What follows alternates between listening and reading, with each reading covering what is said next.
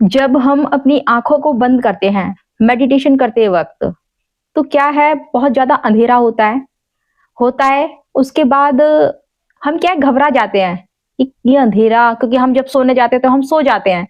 लेकिन हम उस अंधेरे को बर्दाश्त नहीं करते कि जब हम बैठे रहते हैं।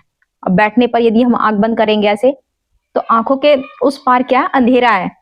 लेकिन दोस्तों कभी आपने गौर किया है, इस अंधेरे में ऐसी बहुत सारी चीजें हैं, लेकिन फिर भी उसमें अंधेरा है। अब दोस्तों जब हम सो जाते हैं, तो सोने पर जब हमें सपने आते हैं, तब तो अंधेरा नहीं होता, तब तो वो सपने बन जाते हैं। लेकिन तब भी वहां पर कुछ होता है और हम उसको देख रहे होते हैं। पता है दोस्तों क्यों? क्योंकि हमारा जो कॉन्शियस माइंड है वो सो चुका होता है और जो सबकॉन्शियस है वो जाग चुका है।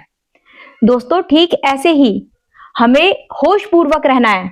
जब हम होश पूर्वक सबकॉन्शियस माइंड में जाते हैं, समझ आ रही है ना आपको?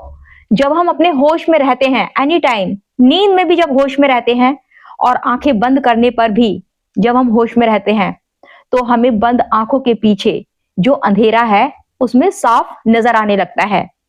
लेकिन दोस्तों अभी नॉर्मली हम होश में नहीं है। होश में रहने का मतलब है कि हम अपनी सांसों के प्रति अलर्ट हो जाना, कि जो हमारी सांसें हैं वो अंदर कैसे जा रही हैं, क्या क्या कर रही हैं, किस तरीके से जा रही हैं वो और किस तरीके से बाहर आ रही हैं। दोस्तों ये सांसें ही सारा मतलब सब कुछ है। सांसें ही हमारी जिंदगी है, सांसें ही प्राण वायु है। दोस्तों हम सांस के बगैर जिंदा नहीं है। और दोस्तों ये सांसें ही हमें उस छोर तक जोड़ती हैं जहां पर बहुत कुछ है।